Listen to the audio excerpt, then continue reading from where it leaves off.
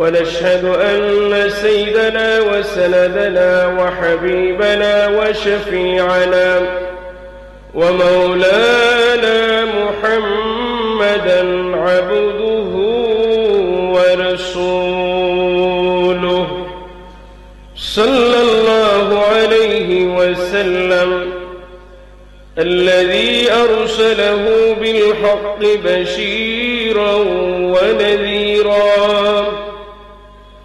وداعيا إلى الله بإذنه وسراجا منيرا فقد قال الله تعالى في كلامه المجيد والفرقان الحميد أعوذ بالله من الشيطان الرجيم بسم الله الرحمن الرحيم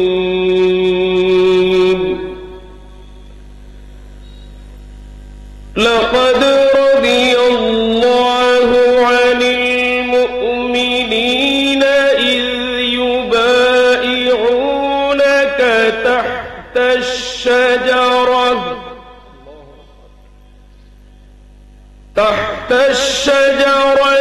فعلم ما في قلوبهم فأنزل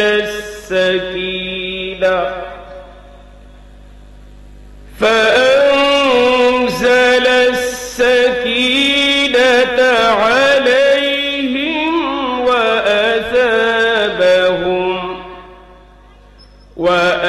وأثابهم فتحا قريبا. الله أكبر. في شان حبيبه مخبرا وآمرا إن الله وملائكته يصلون على النبي يا أيها الذين آمنوا صلوا عليه وسلموا تسليما. اللهم صل على سيدنا مولانا محمد وعلى آل سيدنا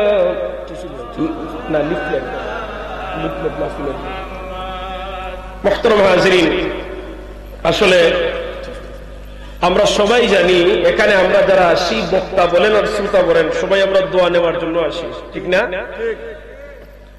তো আমরা আজকের যে দিনটা, আল্লাহর এক মকবুল ওলির বিলফারি সাহেব কিবলা রহমাতুল্লাহি আলাইহি ইরসালের সওয়াব, আর আল্লাহ তাআলা আজকে রহমতের বৃষ্টি দিয়েছেন। সুবহানাল্লাহ। আমরা খুশি না বেজা? খুশি। আরে মাহফিলের আলোচনায় আমরা ডিস্টার্ব হইতে পারি, আল্লাহর রহমতের বৃষ্টি আইছে, ঠিক না? আমরা খুশি তো? বৃষ্টি আসার কারণে অনেকে জিয়ারত করে চলে গেছেন, কিন্তু আপনারা এখনো বসা। দেখেন বক্তা পরিবর্তন হইতেছি, আমরা সুফাত বসে কথা বলতেছি, আপনারা মাটির মধ্যে। সত্যিকার অর্থে আমাদের চাইতে আপনাদের প্রেম বেশি। আমি একবারে গ্যারান্টি দিয়ে বলতে পারবো, আমাদের চাইতে আপনাদের আল্লাহ এবং আল্লাহ রসুলের প্রতি, আল্লাহর ওলির প্রতি ভালোবাসা বেশি, বিদায় আপনারা এখনো মাটির মধ্যে বসে আছেন। আমার পক্ষ থেকে অভিনন্দন জানাই। আপনারা শেষ পর্যন্ত থাকবেন তো? জি, ও তাবারুক আছে ইনশাআল্লাহ, এরপরে তাবারুক আসবে।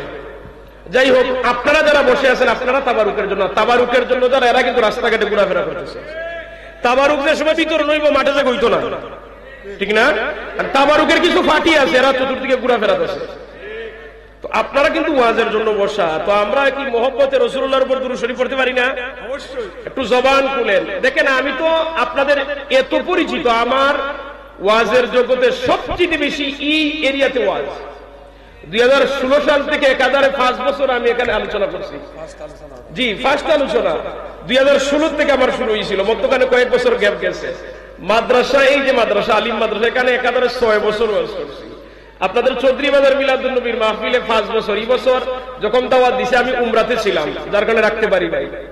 এছাড়া তো এই অঞ্চলে আমার সবচেয়ে বেশি ওয়াজ, অধিকাংশ মানুষ আমার চিনেন, পরিচিত মানুষ, মহব্বত করে অনেক আগে আসছি, হয়তো শিডিউলের কারণে আমি পরে উঠছি। তো আপনারা আমরা যারাই আছি পরিচিত মানুষের সাথে কথা বলতে শুনতে একটা মজা আছে না, ভাষা বুঝতে সুবিধা আছে। আমি আপনাদের ভাষা বুঝি, আপনারা আমার ভাষা বুঝেন। আসুন ইশক এবং মহব্বত নিয়ে আমরা আল্লাহর হাবিবের উপর দুরূদ শরীফ পড়ি। আল্লাহুম্মা সাল্লি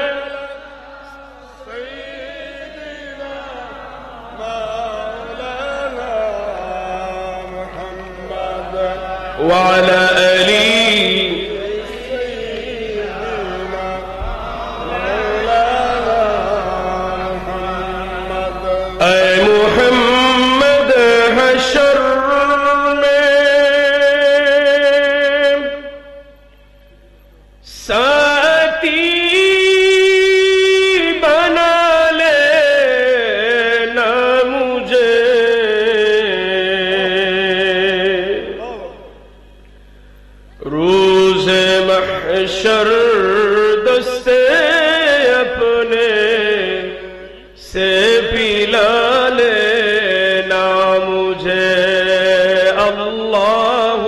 জবান খুলে সাল্লাম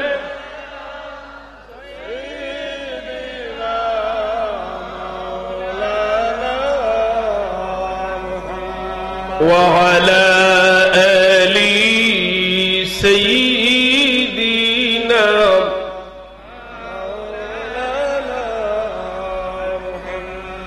লক্ষ কোটি সালাম জানাই আমার জিন্দা নবীজির কদমে,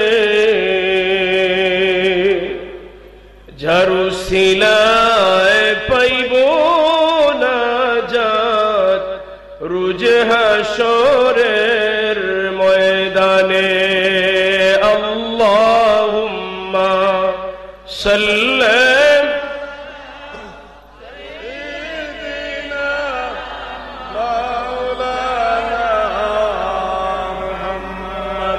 وعلى آل سيدنا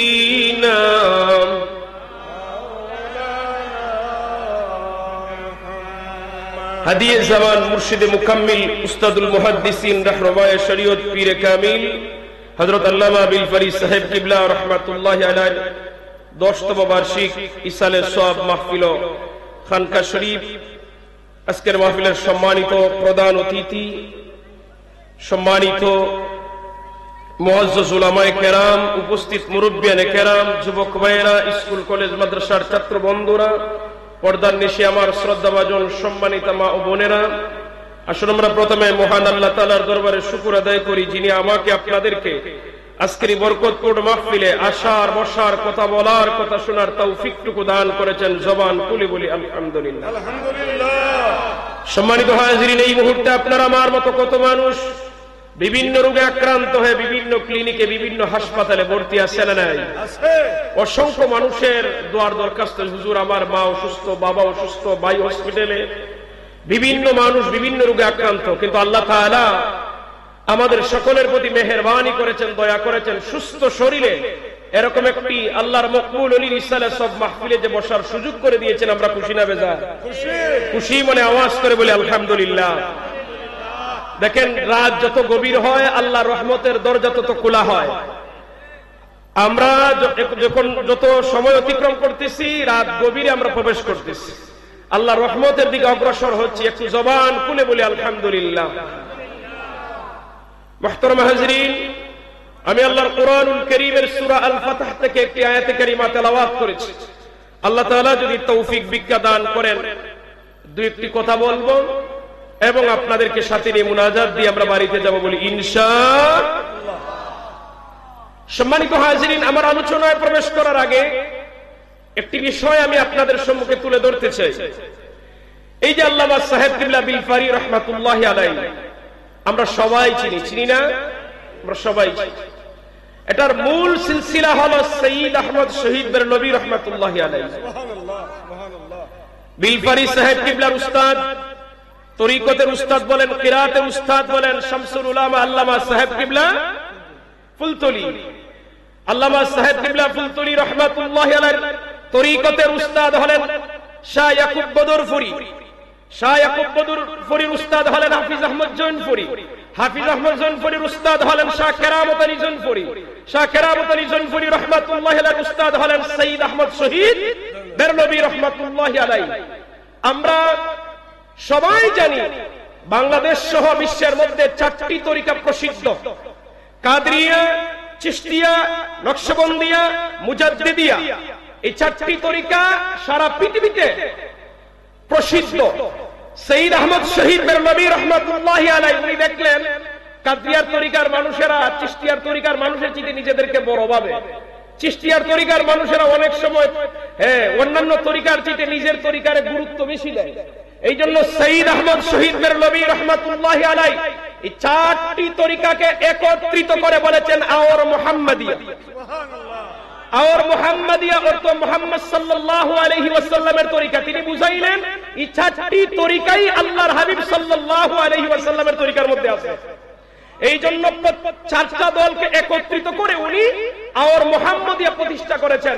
কিন্তু এক শ্রেণীর সুন্নি নামদারীরা আমাদেরকে তৎপদে কি জানেন যে আর মুহাম্মাদিয়া অর্থ হলো আব্দুল ওয়াহাব নজদী নামে নাকি তরিকা। বলি নাউযুবিল্লাহ। সম্মানিত হাজিরিন, কিভাবে বলে আমি নিজে একজন সাক্ষী, একজন প্রমাণ। হবিগঞ্জ কামিল মাদ্রাসা সবাই ছিলেন তো? জি। তো কামিল মাদ্রাসা আমি ফাজিলে পড়েছি। তো আমার ক্লাসে, আমরা ক্লাসে বসা, তো একজন হুজুর উনি ক্লাসের মধ্যখানে কে জানে একটা লিফলেট ওনার কাছে দিয়ে গেছে। তো উনি লিফলেটটা হাতের মধ্যে নিয়ে বলতেছে কুফরি মতবাদ বের হয়েছে, কুফরি মতবাদ। আমি চিন্তা করলাম কার কথা উনি বলতেছেন। তো তারা লিফলেট বার করছে, দেখা গেছে বড় সাহেব কিবলা ফুলতলির মানে আমাদের বড় সাহেবের লিখিত অনেক বই থেকে তারা নাকি কুফরি বের করছে। লিফলেটটা বের হয়েছে কোন জায়গা থেকে? সিরাজনগর থেকে। তো উনি এই লিফলেটটা নিয়ে ক্লাসে ঢুকছে, ঢুকে কথা বলতেছে। তো উনি জানে না, মানে আমার হুজুরি যিনি ক্লাস দিতেছেন উনি জানেন না যে আমি ফুলতলি মাসলাকের, উনি আমাকে ছিলেন না। তো আমি বললাম হুজুর কার কথা বলতেছেন? বলে ইমাদউদ্দিন ফুলতলির কথা। আমি বললাম যে কি হইছে? যে এরা আব্দুল ওয়াহাব নজদীর নামে তরিকা বানাইছে। তাই আমি বললাম যে কিভাবে? বলে এরা আওয়ার মুহাম্মাদিয়া। আমি বললাম যে আওয়ার মুহাম্মাদিয়া তো সৈয়দ আহমদ শহীদ বেরলভী রহমাতুল্লাহি আলাইহি উনি প্রতিষ্ঠিত করেছেন। কয় হ্যাঁ উনিই তো করেছেন, উনি আব্দুল ওয়াহাব নজদীর নামে করেছেন।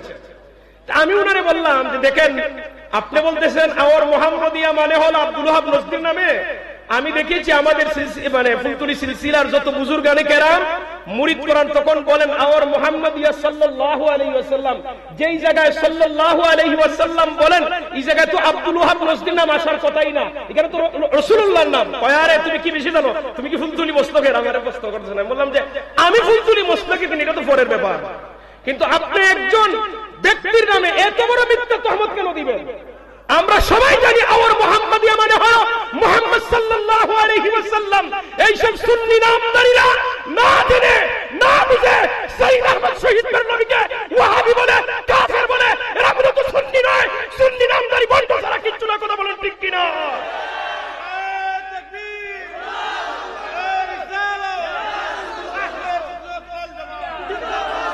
আরে শুনে রাখেন, এই জমিনে দিন কায়েমের জন্য সৈয়দ আহমদ শহীদ বেরলভী রহমাতুল্লাহি আলাইহি রক্ত দিয়েছেন, শহীদ হয়েছেন। উনার কল্লা এক জায়গায় দাফন, বডি আরেক জায়গায় দাফন। আর তোমরা যারাদেরকে সুন্নি মানো সারা জীবন তারা ব্রিটিশের দালালি করেছে। কথা বলেন ঠিক কিনা? সৈয়দ আহমদ শহীদ বেরলভী রহমাতুল্লাহি আলাইহি সিলসিলা যেই দিকে গেছে ইসলামের খেদমত করছে। শামসুল উলামা আল্লামা সাহেব কিবলা ফুলতলি রহমাতুল্লাহি আলাইহি সিলেটের জমিনে আগমন করেছেন। আমরা সবাই জানি একসময় আমরা যখন শুরু ছিলাম বাংলাদেশের দুটি দল পরিচিত ছিল, দোয়াল্লিন আর জোয়াল্লিন। আগে মানুষের কিছু বুঝতো না, কয় তুই জোয়াল্লিন না দোয়াল্লিন আগে কো, ঠিক না? বিয়া দিবার সময় মানুষের জিজ্ঞাসা করতো তুই দোয়াল্লিন না জোয়াল্লিন। মানুষে চিনত দোয়াল্লিন আর জোয়াল্লিন নামে দুই দল, ঠিক না? কেন? কারণ কোরআনের একটি অক্ষরকে পরিবর্তন করে তারা তেলাওয়াত করত। আল্লাহর ওলির শামসুল উলামা আল্লামা সাহেব কিবলা ফুলতলি রহমাতুল্লাহি আলাইহির এক সিপাহ সালার নেতৃত্বে জিহাদের কারণে আজকে সব দলিল হয়ে গেছে। কোন জল্লি নাই তখন, ঠিক না? একজনে কিছুদিন আগে সিলেটে একটু বিতর্ক করছে, একটা মানে মনে চাইছে পুরানটাই ডাক দিছে, জল্লিন করে নিছে, এটা ভুলে পড়ছে, ঠিক না? সম্মানিত হাজিরিন, রাগ করতেছেন?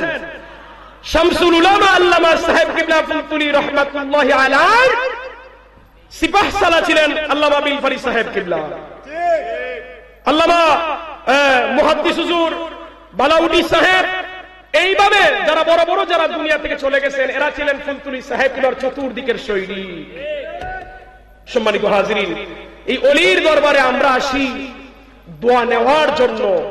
আমরা এখানে, আমি কখনো নিজের এই জায়গায় অন্ততপক্ষে বক্তা ভাবি না। সত্যিকার অর্থে 2016 সালে আমি যখন বক্তৃতা দিই, তখন তো আমার মানুষ চিনত না। এখানে বক্তৃতা দেওয়ার পরে আমারে চিনে। এটা সারা জীবন আমি কৃতজ্ঞ হিসেবে স্বীকার করব যে আল্লাহর অলির দোয়া রুহানি ফয়েজের কারণে আজ সারা দেশের মানুষের আমারে চিনে, ঠিক না? সম্মানিত হাজির, এখন মানুষে আমার নামের চিঠি হবিগঞ্জ হুজুর হিসেবে বেশি চিনে। আমারে ফোন দেওয়া বলে হুজুর হবিগঞ্জ হুজুর, আমার আবুল ফজলের চাইতে হবিগঞ্জ হুজুর বেশি চিনে। এটা আসলে আল্লাহর ওলিদের দোয়া, ঠিক না? সম্মানিত হাজির, এখানে আসি আমরা দোয়া নেওয়ার জন্য। তো আমরা দোয়া নেব, আসুন কোরআন এবং সুন্নাহ থেকে কিছু আলোচনা শোনার চেষ্টা করি। আল্লাহ যেন কবুল করেন, বলি আমিন। আপনারা মনে বিরক্ত হইতেছেন?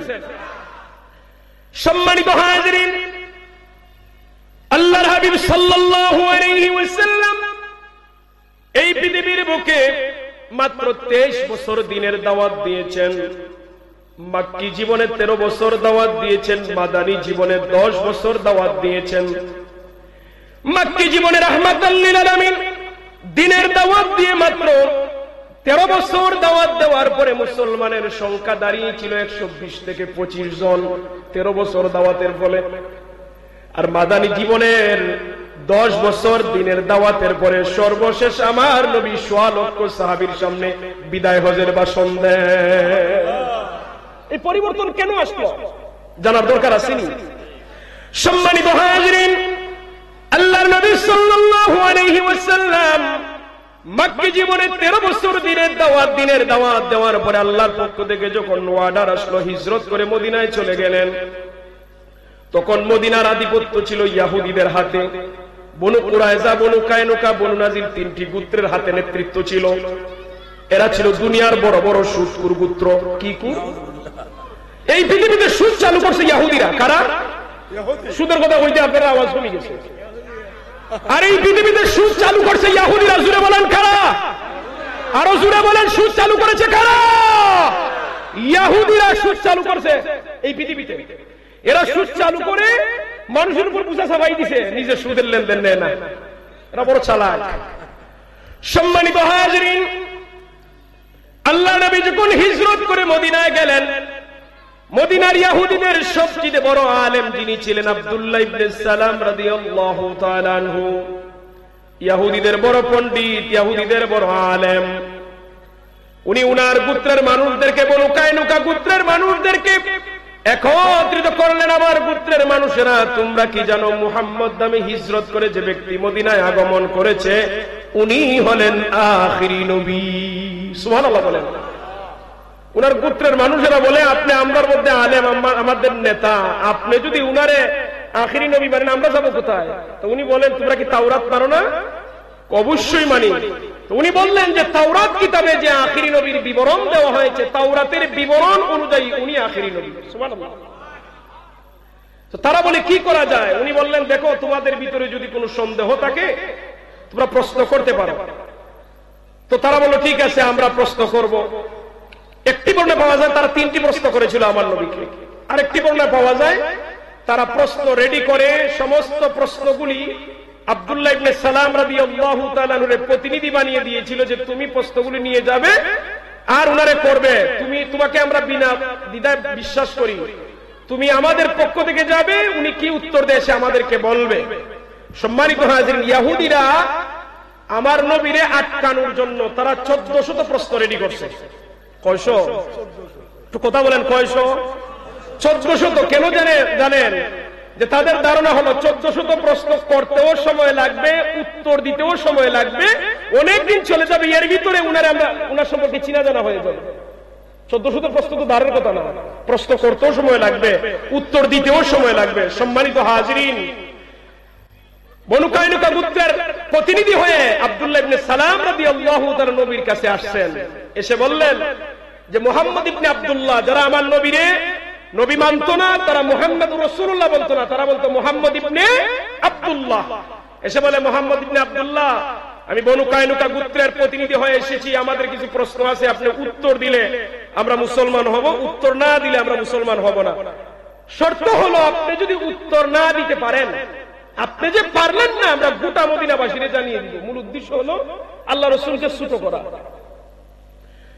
আল্লাহ নবী সাল্লাল্লাহু আলাইহি ওয়াসাল্লাম রাজি হয়ে গেলেন। আমার নবী বললেন, কোনো অসুবিধা নাই, প্রশ্ন করতে পারো। আমার নবী বলেন, আব্দুল্লাহ ইবনে সালাম, প্রশ্ন করার আগে তোমার কাছে আমারও একটা প্রশ্ন আছে। আব্দুল্লাহ ইবনে সালাম বলেন, কি?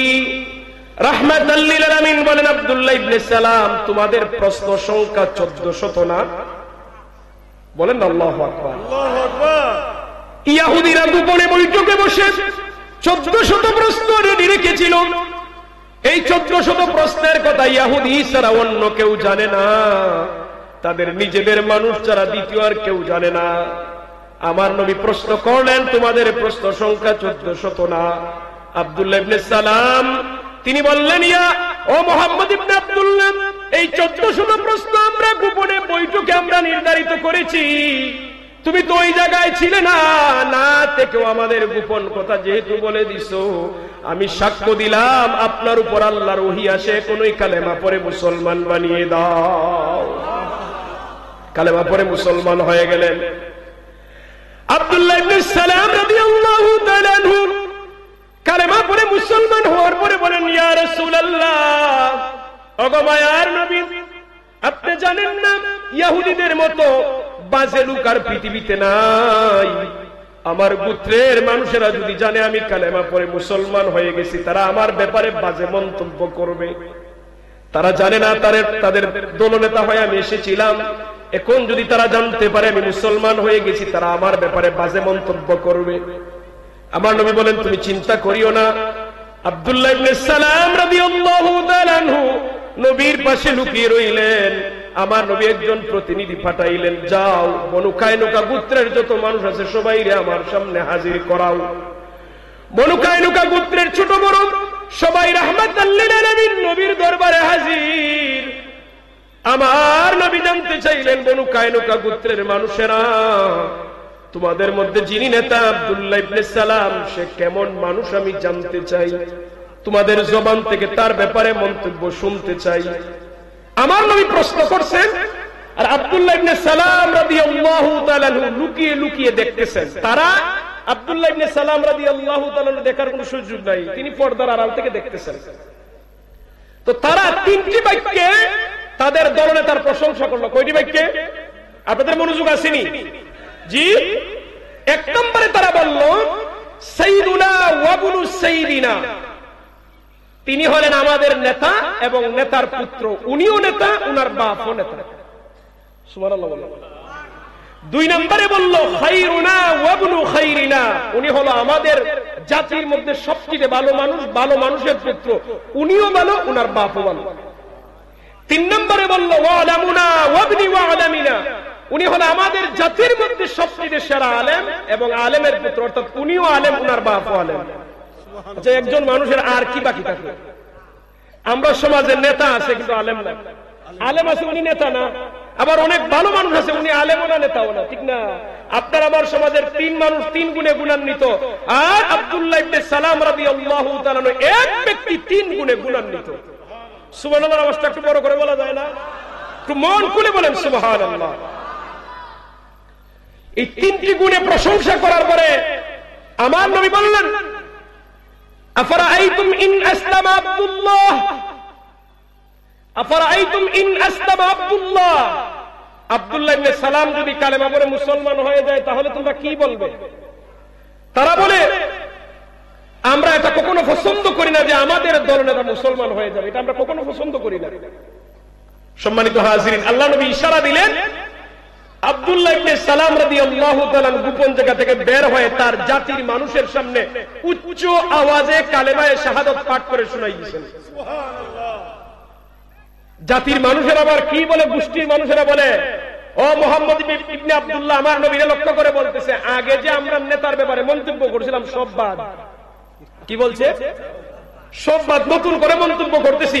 শররুনা ওয়াবিনি শররিনা, উনি হলো আমরা জাতির মধ্যে সবচেয়ে খারাপ মানুষ এবং খারাপ মানুষের পুত্র, সেও খারাপ, তার বাপও খারাপ। এটাই হলো ইহুদিদের চরিত্র। কাদের চরিত্র? জুড়ে বলেন কাদের চরিত্র? ইহুদিদের চরিত্রই হলো নিজের দলে গেলে প্রশংসার অভাব নাই, নিজের দলের বিরুদ্ধে গেলে তিরস্কারের অভাব নাই। এটা ইহুদিদের চরিত্র। এটা বর্তমানে এসে আমরা মুসলমানের ভিতরে, ঠিক না? সম্মানিত হাজিরিন, আল্লাহর নবী সাল্লাল্লাহু আলাইহি ওয়াসাল্লাম মাদানী জীবনে এত দ্রুত গতিতে দিনের দাওয়াত দিতে লাগলেন, মদিনার সনদ প্রতিষ্ঠা করলেন, ইসলামী খেলাফত বাস্তবায়ন করলেন। মাক্কি জীবনে মাত্র 13 বছর দাওয়াত দেওয়ার পরে উম্মত পাইছেন 120 থেকে 25 জন। মাদানী জীবনের পরবর্তী 2 বছরে 10,000 মুসলমান। সম্মানিত হাজিরিন, কি বোঝা গেল?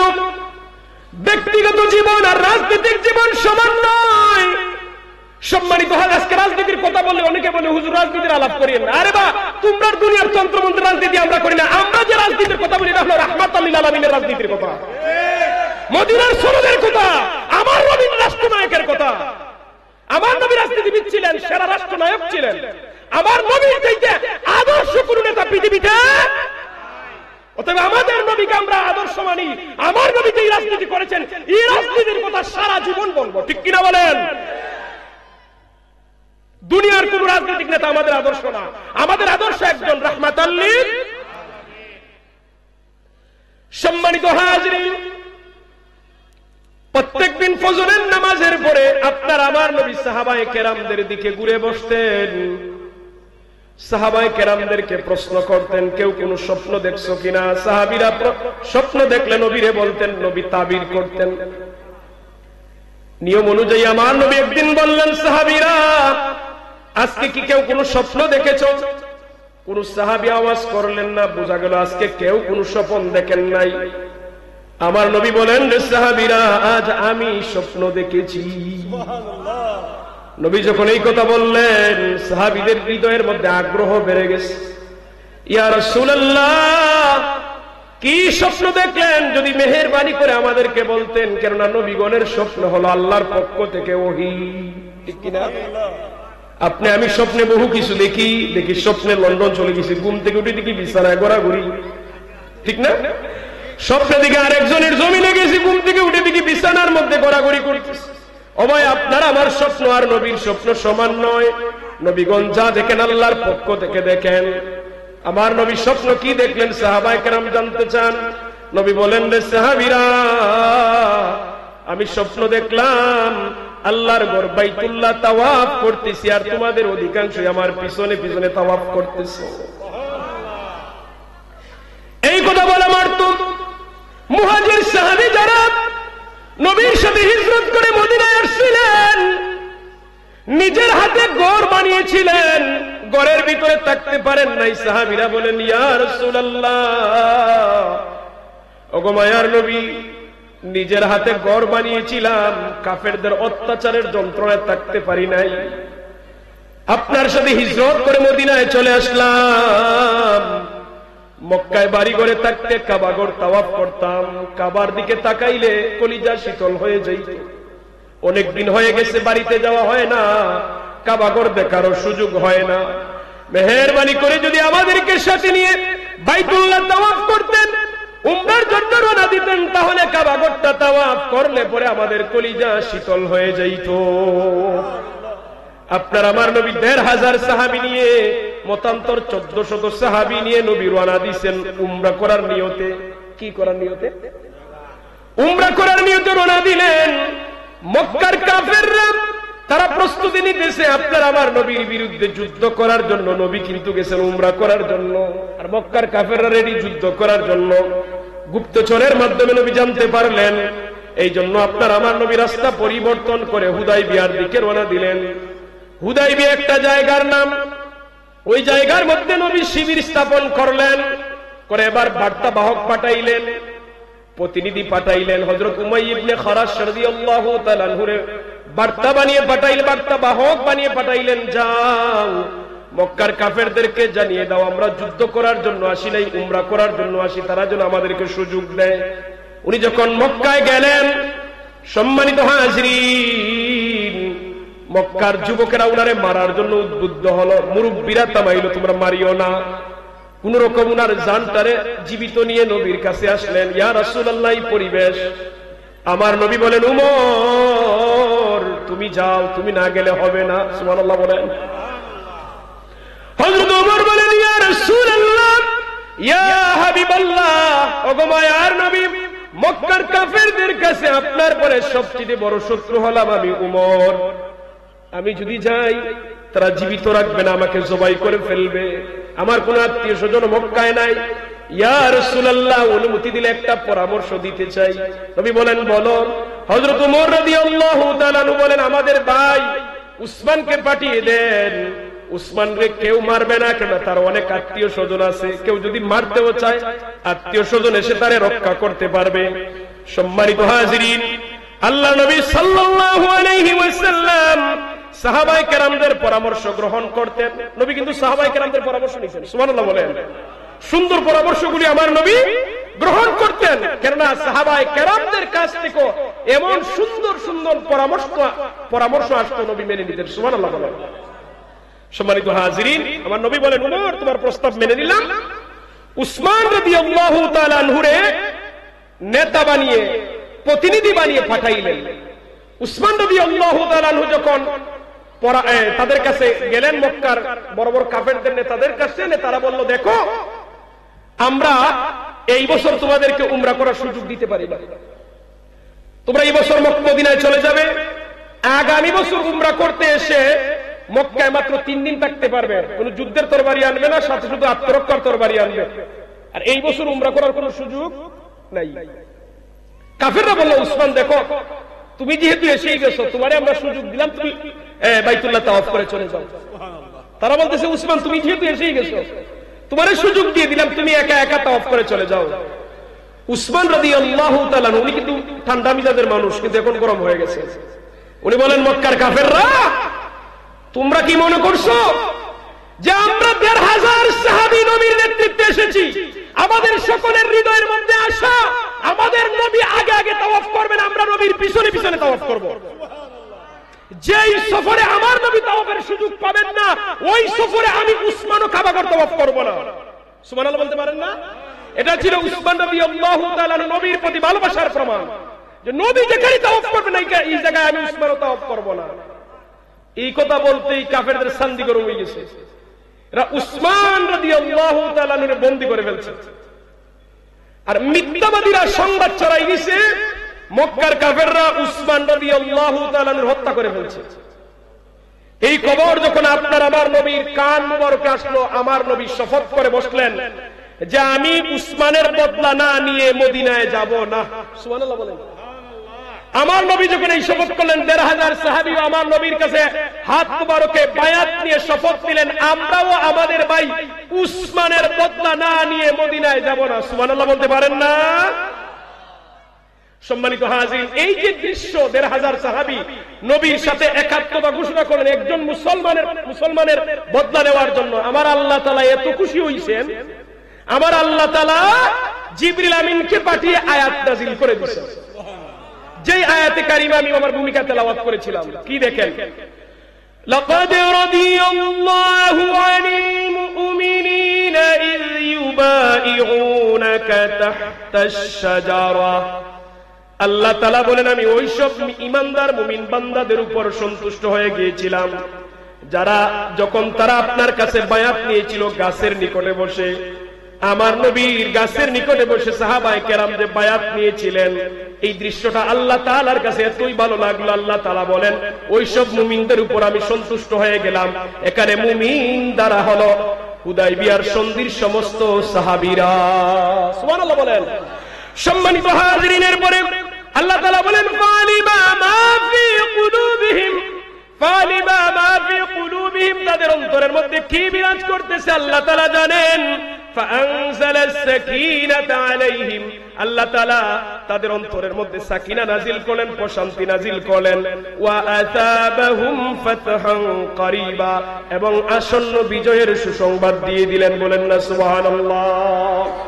সম্মানিত হাজিরিন, ১৫০০ সাহাবী আমার নবীর হাত মোবারকে হাত রেখে শপথ দিলেন, আর আল্লাহ তাআলা এত খুশি হয়ে আয়াত নাযিল করে দিলেন। সম্মানিত হাজিরিন, মক্কার কাফেররা বুঝতে পারল না মুসলমানরা প্রতিশোধ না নিয়ে তারা যাবে না। তারা তাড়াতাড়ি সংবাদ পাঠাইছে যে আপনাদের মুসলমানের যিনি সাহাবী উসমানরে আমরা মারি নাই, উনি আমাদের কাছে বন্দী আছে। বলেন না সুবহানাল্লাহ।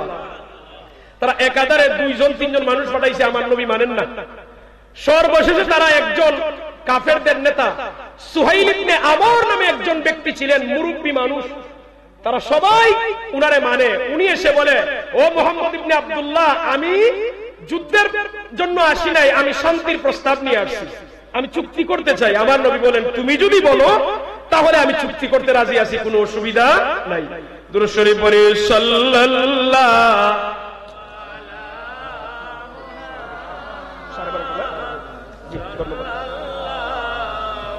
আলাইহি সাল্লাল্লাহু।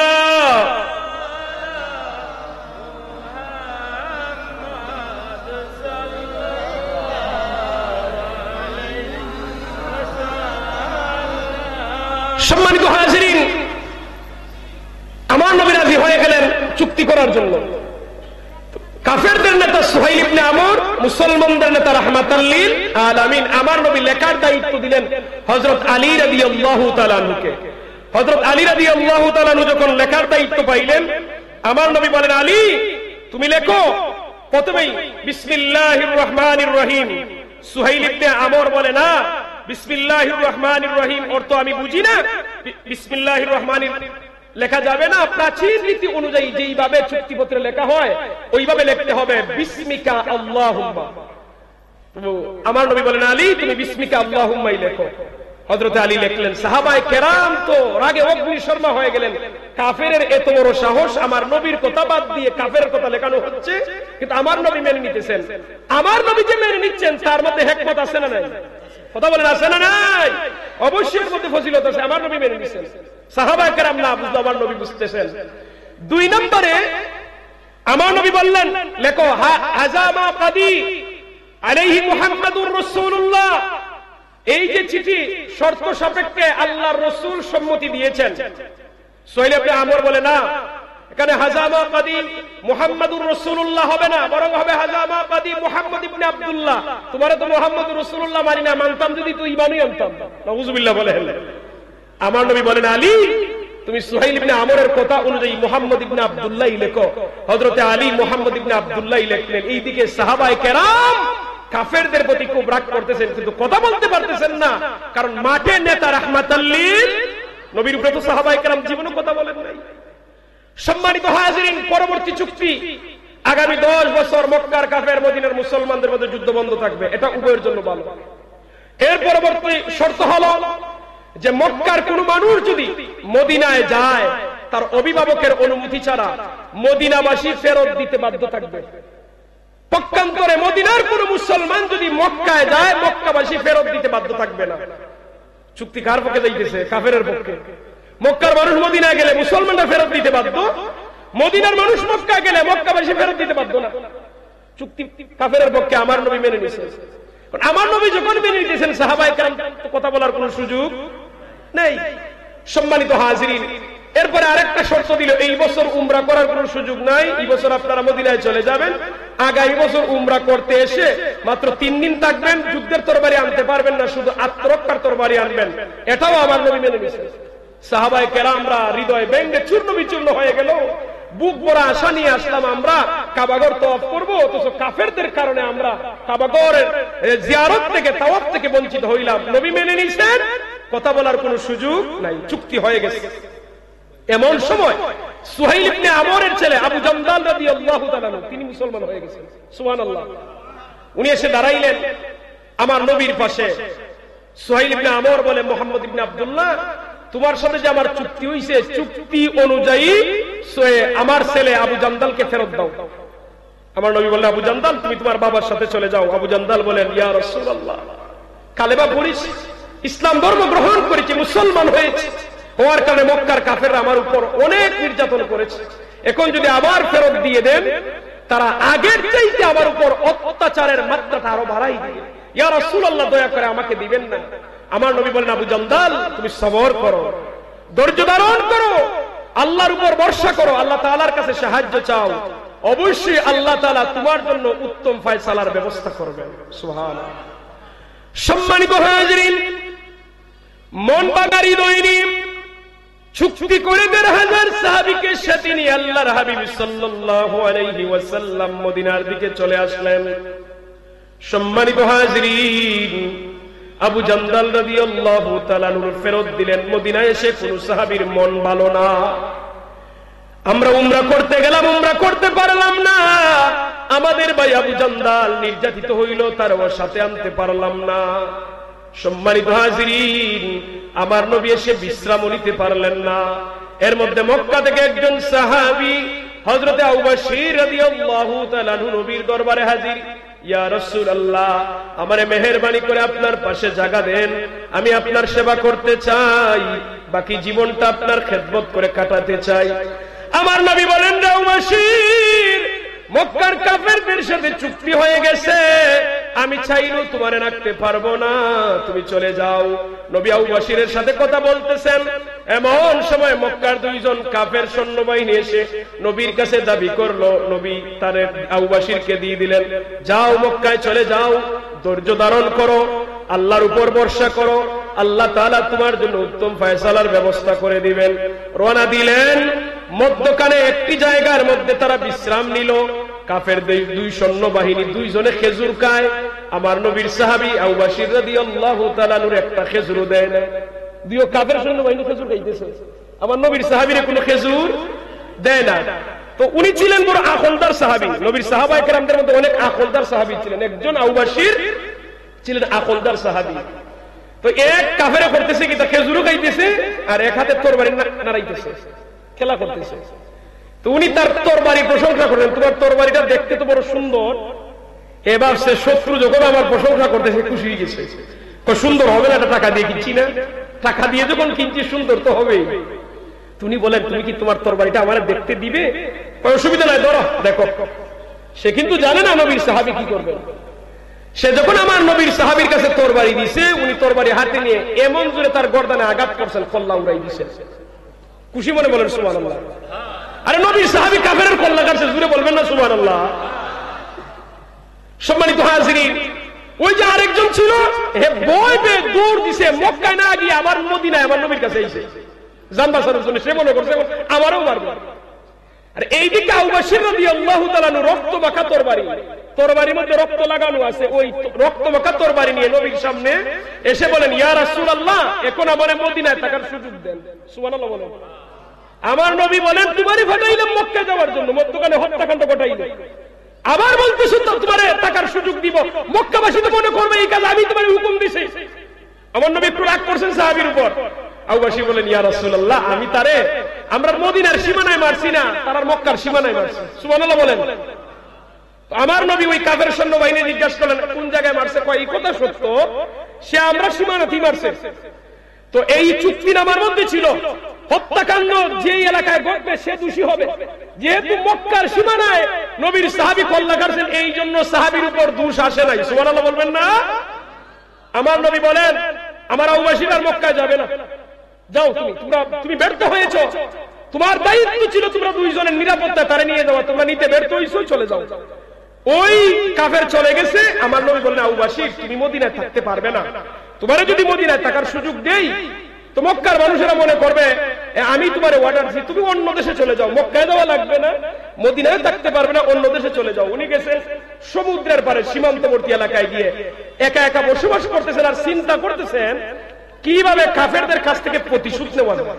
সম্মানিত হাজিরিন, আর এই কাফের মক্কায় গিয়ে ঘটনা বলার পরে তারা জানতে পারছে আবু বকর সমুদ্রের পারে বসবাস করতেছেন।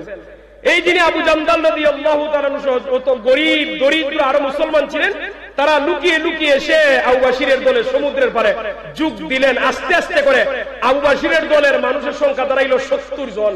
কতজন? জুড়ে বলেন না। এই 5 মিনিটে শেষ করছি। 70 জন মানুষ। আমার নবীর সাহাবী বলেন সময় আইছে মক্কাবাসীর কাফেরদের কাছ থেকে প্রতিশোধ নেওয়ার।